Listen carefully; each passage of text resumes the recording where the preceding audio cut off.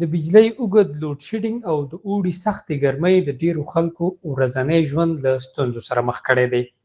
کله چې برېښنا ساعتونه پرې وي نو د کورونو او دوکانونو ډیری اړتیاوې د یو پی ایس او د هغه په بیټرۍ پورې تړلې وي.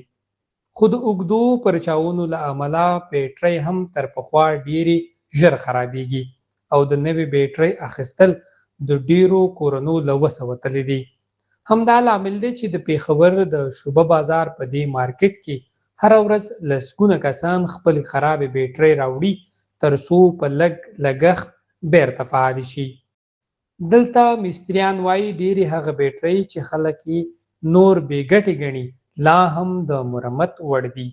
دوی لومړی بیټرۍ ازموي، خرابې برخې بدلوي، بیا یې پاکوي او له څو پړاوونو وروسته یې بیرته د کار وړ ګرځوي. د دکاندارانو په وینا د نوې غټې بیټرۍ بیه اوس له 40 تر 45,000 روپو رسیږي، خو مرمت شوې بیټرۍ شاوخوا 7,000 روپیو کې هم ترلاسه کیږي. همدا د بیې لوی توپیر خلک دې بازار ته راکاږي. دوی وایي ډیری دا بیټرۍ مخکې په غټو لاریو کې کارېدلې وې، خو له مرمت وروسته د کورني یو پی ایس لپاره هم ښه کار ورکوي. که په سمه توګه وکارول شي تر 1.5 کال پورې هم چلیدای شي. دا بازار یوازې د بیټریو د ترمیم ځای نه دی، بلکې د لسګونو مستریانو او شاګردانو د روزۍ سرچینه هم ده. د اوړي موسم او د بجلی اوږد لوډ شیډینګ د دوی کاروبار نور هم تود کړی دی.